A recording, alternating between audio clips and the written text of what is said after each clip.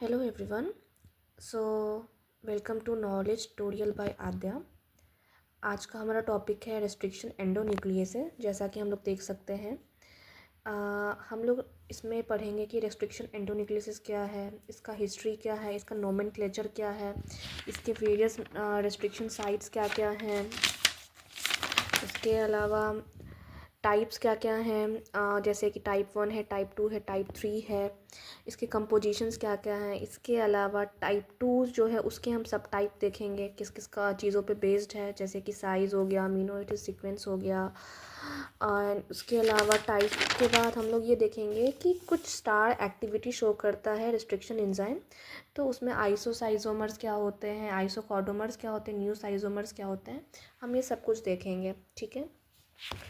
ये जो restriction enzyme है ये आपके कॉलेज के एग्ज़ाम में, गेट के एमसीक्यूज़ में, सीएसआईआर में कभी भी कोई भी एमसीक्यूज़ इन जनरल में पूछ सकता है।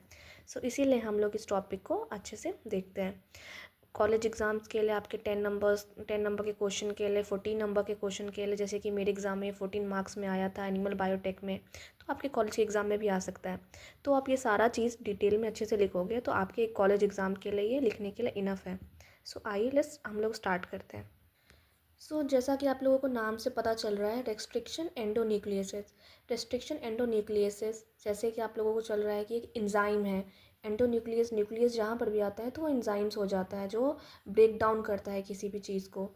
तो ये जो रेस्ट्रिक्शन एंडोन्यूक्लियस है ये बैक्टीरियल एंजाइम है। ये बैक्टीरिया के पास अपने पास ये नेचुरली प्रेजेंट होता है, जो कट करता है डबल स्ट्रैंडेड डीएनए को फ्रेगमेंट्स में आफ्टर रिकॉग्नाइजिंग स्पेसिफिक साइट। कि मान लीजिए कि कोई ये साइट है बैक्टीरिया में एंड हमने इसको यहाँ से रेस्ट्रिक्शन एंजाइम ने कट लगाया, यहाँ पे फाइंड किया कि अच्छा इसको ये यहाँ पे कुछ डैमेज है या कुछ यहाँ पे बेसिक बेनिफिशियल है, तो रेस्ट्रिक्शन एंजाइम का जो वो एंजाइम है वहाँ यहाँ पे आके कट लगाता है। और यही हम लोगों को पता चलता है कि इसी को हम लोग बोलते हैं मॉलिक्यूलर सीजर्स। जैसा कि आप लोग देख रहे हैं इसके नाम से रेस्ट्रिक्शन एंडोन्यूक्लियस, ये बैक्टीरियल एंजाइम होता है जो नेचुरली बैक्टीरिया में प्रेजेंट होता है, जो कहीं भी बैक्टीरियल स्पेसिफिक साइट पे जो न्यूक्लियोसाइड का सीक्वेंस होता है बैक्टीरिया में, वहाँ पे कट करता है। जो ये स्पेसिफिक न्यूक्लियोटाइड सीक्वेंस होता है उसको हम लोग रिकॉग्नाइजेशन या रिस्ट्रिक्शन साइट्स बोलते हैं।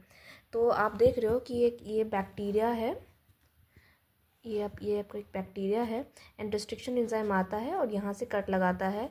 मे बी ये जो पार्ट है वो बेनिफिशियल भी हो और हार्मफुल भी हो, तो इसीलिए बैक्टीरिया इसको नेचुरली अपनी तरफ पे यूज़ करता है।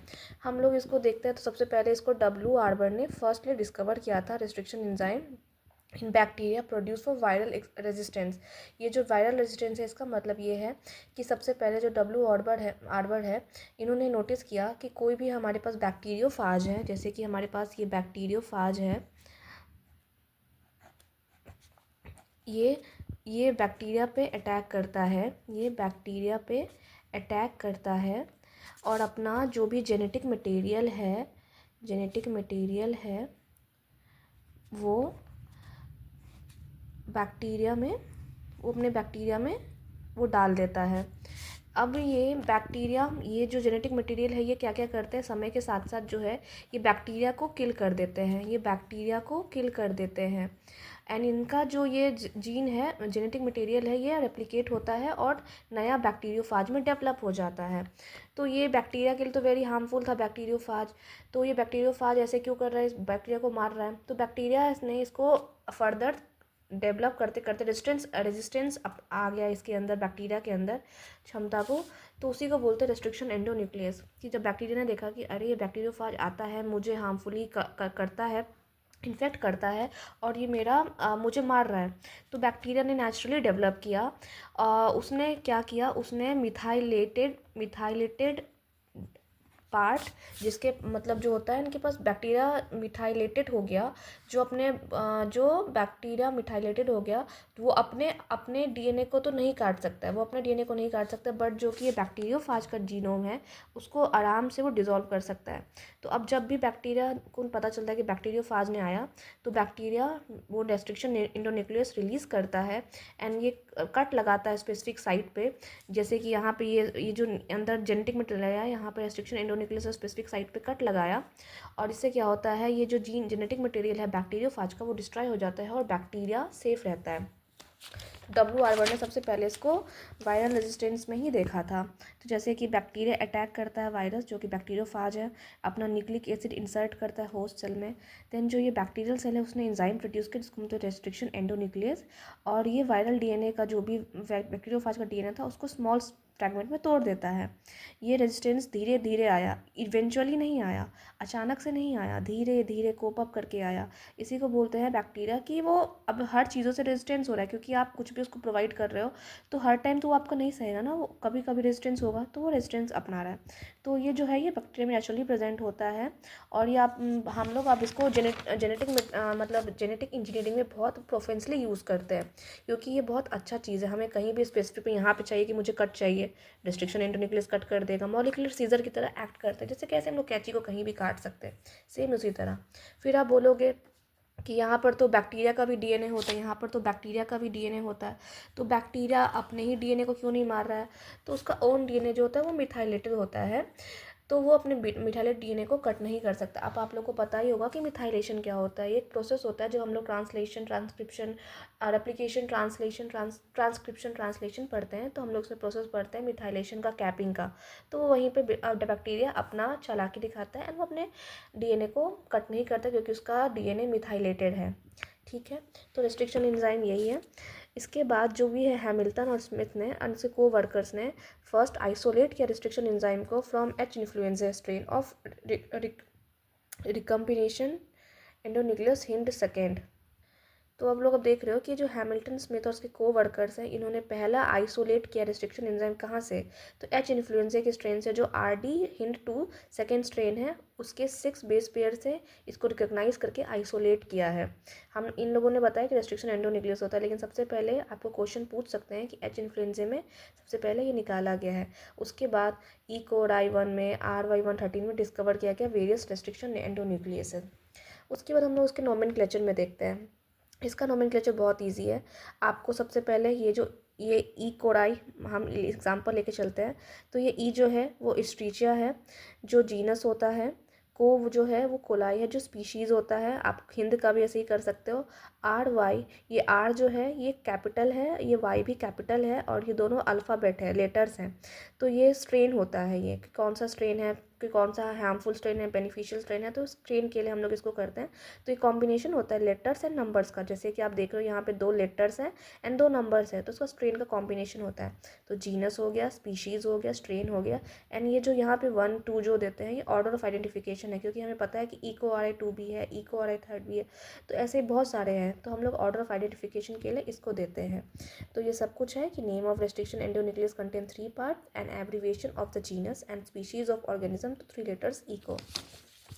आपको अपने एग्जाम में इसको अच्छे से पूरा डिटेल वे में लिखना है। मैं आपके साथ ये नोट्स शेयर कर दूंगी, ठीक है।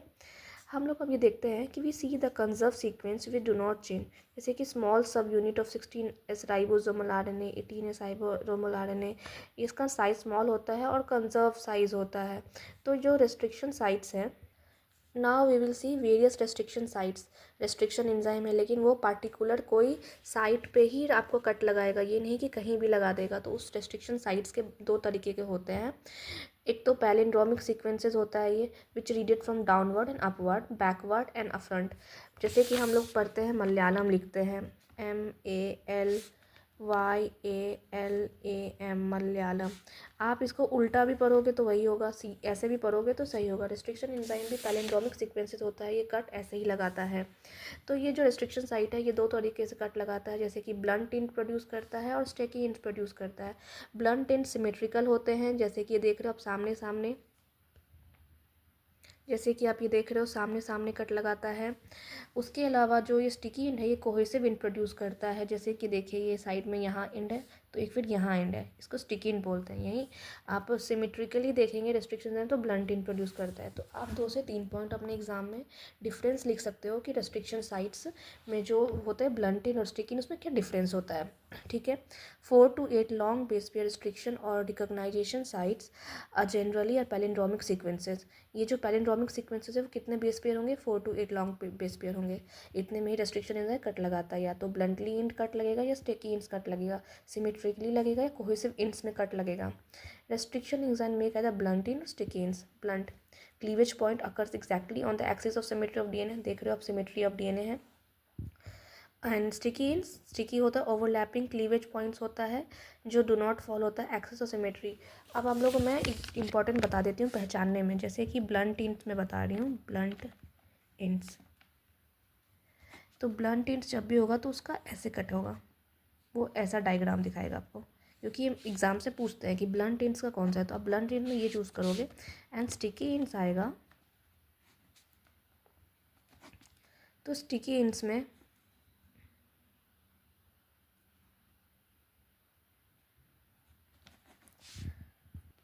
स्टिकी इंड्स ऐसे प्रोड्यूस होगा, ब्लंट इंड्स ऐसे प्रोड्यूस होगा, स्टिकी इंड्स ऐसे प्रोड्यूस होगा।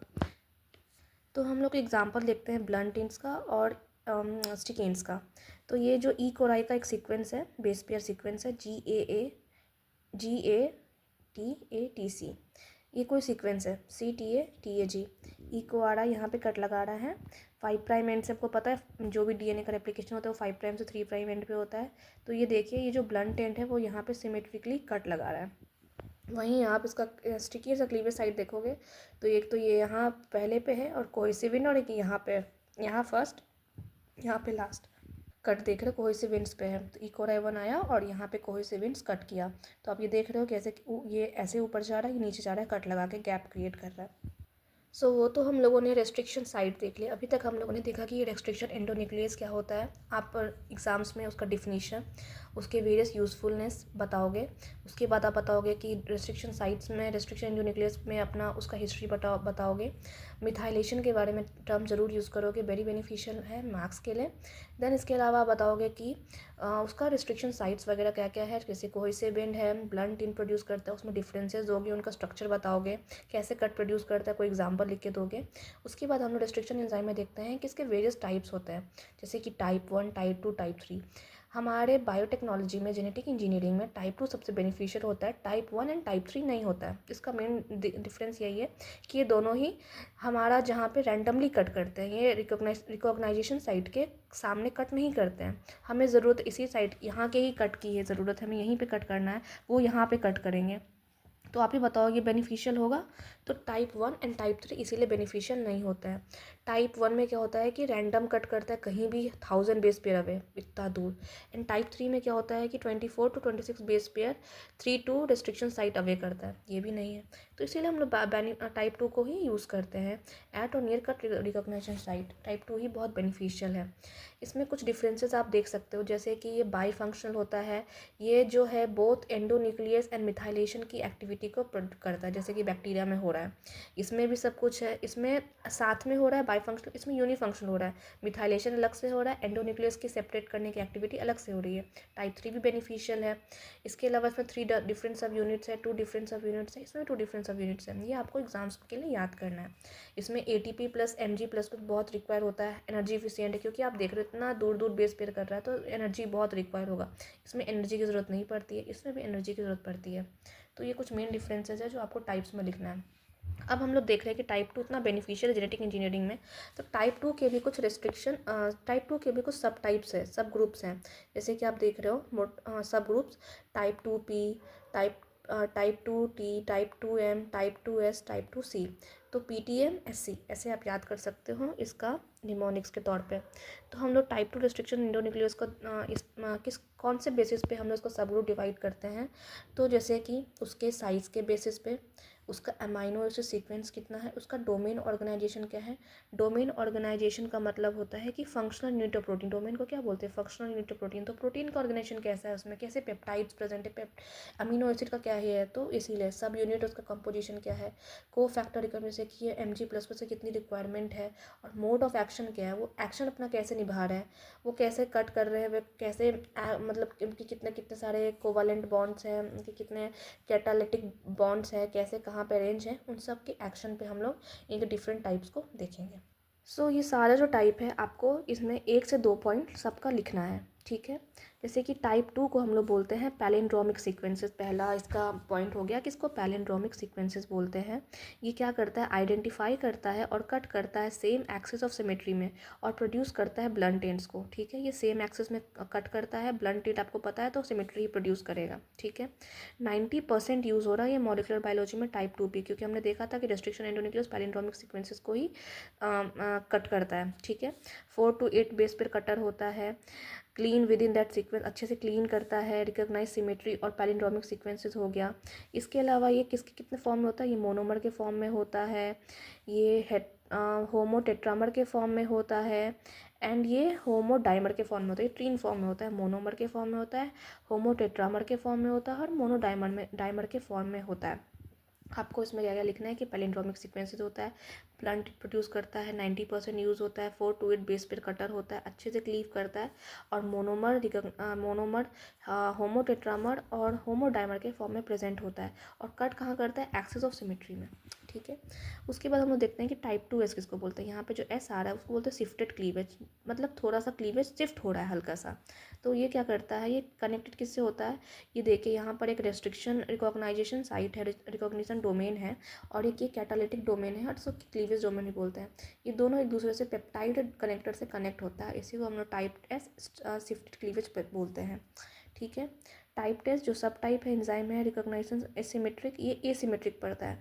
पैलिंड्रोमिक सीक्वेंसिंग में सिमेट्री था, इस शिफ्टेड में एसिमेट्रिक होता है डीएनए सीक्वेंसेस के, लेकिन ये भी अच्छे से क्लीन करता है specific distance from recognisation site. ये सेम साइट को आइडेंटिफाई भी करता है, कट भी करता है, दैट्स वाई पैलिंड्रोमिक है। लेकिन ये एसिमेट्रिक है क्योंकि ये रिकॉग्नाइज डिफरेंटली कर रहा है और कट डिफरेंटली कर रहा है। Type 2S type contains two domains connected through a peptide connector and cause shifted cleavage। मैंने बताया आपको कि पेप्टाइड कनेक्टर होता है इसमें और ये शिफ्टेड क्लीवेज कॉज करता है। देन हम लोग आते हैं टाइप 2C में, जिसको हम लोग टाइप 2G भी बोलते हैं। इसमें क्या होता है, इसमें 3 डोमेन्स होते हैं, बहुत ईजी है ये सब कुछ। रेस्ट्रिक्शन डोमेन हो गया, रिकॉग्नाइजेशन डोमेन हो गया, कैटालिटिक डोमेन हो गया एंड 1 आ जाता है मिथाइलेशन डोमेन। तो इसी को टाइप 2C बोलते हैं। जैसा कि आप देख रहे हो, एक हो गया कैटालिटिक डोमेन हो गया, इसमें एक रिकॉग्नाइजेशन डोमेन हो गया, मिथाइलेशन डोमेन हो गया। इसमें कोई भी पेप्टाइड कनेक्टर नहीं है, वो शिफ्टेड क्लीवेज में था। देन हम लोग आ जाते हैं टाइप 2T में, जिसको टाइप 2B भी बोलते हैं।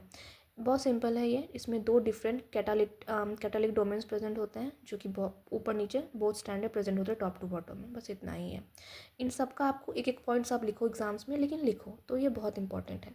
देन टाइप 2M, ये सब कुछ अभी डिस्कवर हो रहा है, इसीलिए हम लोग इसके बारे में ज़्यादा कुछ नहीं जानते हैं, बट ये फ्यूचर में बहुत बेनिफिशियल होगा बायोटेक इंजीनियरिंग में, जेनेटिक इंजीनियरिंग्स में, मैनिपुलेशन ऑफ ह्यूमन जीन्स में भी वगैरह में सब में होगा।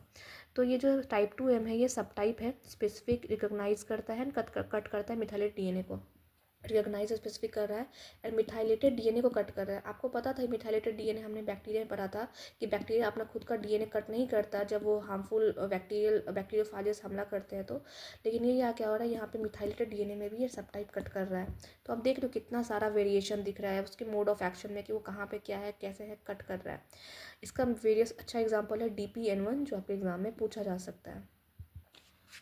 अभी तक हमने देख लिया कि रेस्ट्रिक्शन एंडोन्यूक्लियस क्या होता है, उसका नोमेनक्लेचर क्या होता है, उसके हिस्ट्री के बारे में, उसके मिथाइलेशन के बारे में, उसके वेरियस रिकॉग्निशन साइट्स के बारे में, टाइप के बारे में, उसके टाइप सब टाइप के बारे में, टाइप 2 सेकेंड के बारे में, उसके डिफरेंट जो भी हमने एक्सप्लेन किया। अब हम लोग बात करते हैं start activity shown by restriction enzyme. Start activity क्या होता है, शोन करता है रिस्ट्रिक्शन एंजाइम। हम लोगों को पता है कि बैक्टीरिया हो गया, कोई भी हो गया, अनफेवरेबल कंडीशंस में वो लोग कैसे एक्ट करते हैं। अब बैक्टीरिया अनफेवरेबल कंडीशन में जब उसका न्यूट्रिशन डिप्रीविएशन होता है तो वो अपने अराउंड क्या करता है, एंडोस्पोर फॉर्म करता है। तो वही रेस्ट्रिक्शन एंजाइम में जब आपका कंडीशन फेवरेबल नहीं हो, जैसे कि ऑप्टिमम टेम्परेचर नहीं हो, pH नहीं हो, चेंज हो जाए स्लाइटली, तो वो क्या करता है, कैसे वर्क करता है रेस्ट्रिक्शन एंजाइम, हम लोग उसको देखेंगे।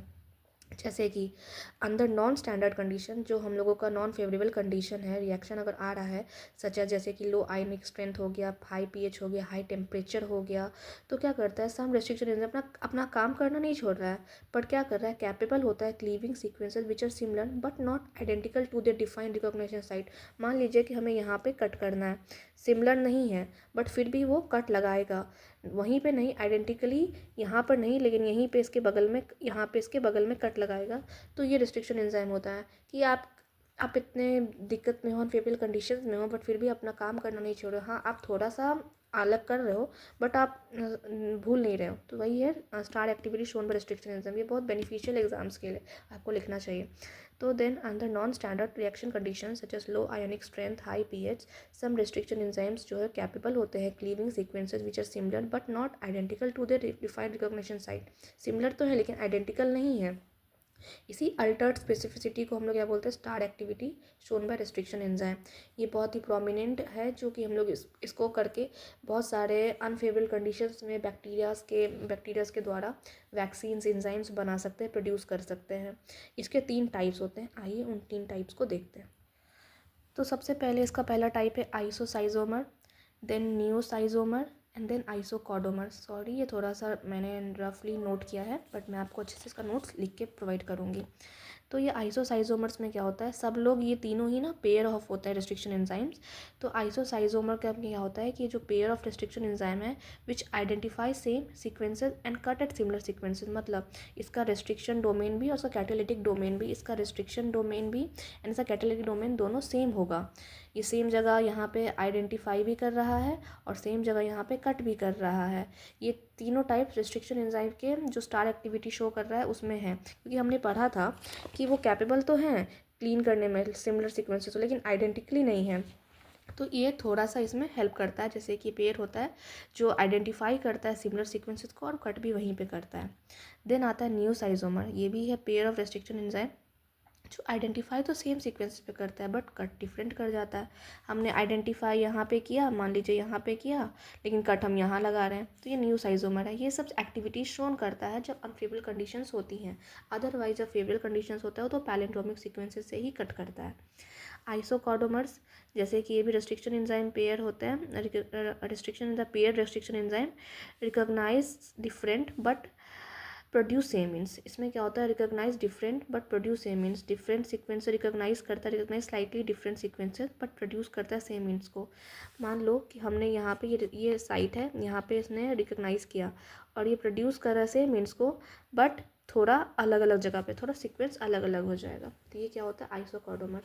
तो हमने रेस्ट्रिक्शन एंजाइम्स में ये सारा कुछ देखा। आपके एग्जाम्स के लिए 14 मार्क्स के लिए 10 मार्क्स के लिए बहुत बेनिफिशियल है। तो हम लोगों को सबसे पहले क्या लिखना है, रिस्ट्रिक्शन एंजाइम्स क्या होता है, अच्छे से डिफिनीशन उसका, देन उसका हिस्ट्री कैसे कैसे आया, देन उसका नोमेनक्लेचर, देन उसके बाद उसका रिस्ट्रिक्शन साइट कि वो कैसे कैसे होता है, कैसे कैसे कहाँ पे कट करता है। आप यहाँ पे एग्जाम्पल दे दो, वहाँ पे ई कोराई का, हिंट 2 का, बहुत सारे प्लाज्मिड्स में कैसे कैसे रिस्ट्रिक्शन एंजाइम्स यूज़ होता है, आप उसका एग्जाम्पल दे सकते हो। देन हम लोग different types of restriction enzyme देखे, जिसमें टाइप 1, टाइप 2, टाइप 3 था। सबसे बेनिफिशियल टाइप 2 था। हम लोग उस टाइप 2 के सब टाइप को देखे, जैसे कि उसमें PTM था, जैसे कि type 2P, type 2T, type 2M, ऐसे करके SC करके। देन हम लोग देखें कि उसके टाइप उसमें क्या क्या हम लोगों ने उसके फीचर्स पढ़े डिफरेंट सब टाइप्स के। फिर हमने देखा कि स्टार एक्टिविटी कैसे रिस्ट्रिक्शन एंजाइम्स शो करता है और उसके डिफरेंट टाइप्स क्या क्या है। इसके अलावा आप इसमें एडवांटेजेस लिखोगे, ऐड करोगे, और सबसे बेनिफिशियल इसका एप्लीकेशन लिखोगे कि आज के टाइम पे ये वैक्सीन प्रोडक्शन में, एंजाइम प्रोडक्शन में, बायोटेक्नोलॉजी इंजीनियरिंग में, जेनेटिक इंजीनियरिंग में, जेनेटिक मैनिपुलेशन में, हर कुछ में ये यूज़ हो रहा है वेरी प्रोफिशिएंटली। ये वेरी फास्ट भी है, अच्छे से सीक्वेंस को करता भी है। ये सब इसके एडवांटेजेस है। तो आपको ये सब कुछ एग्ज़ाम्स में बना कर देना है। Thank you. अगर आपको मेरा चैनल में ये वीडियोस पसंद आए तो please like subscribe and share this, comment also. बहुत सारा थैंक यू। इफ़ कोई भी दिक्कत हो, डाउट हो, तो आप मेरे से कमेंट सेक्शन में पूछ सकते हो। एंड इसका बहुत सारा रफ है, मैं आपको अच्छे से इसका नोट्स प्रोवाइड करूँगी। Thank you, keep watching.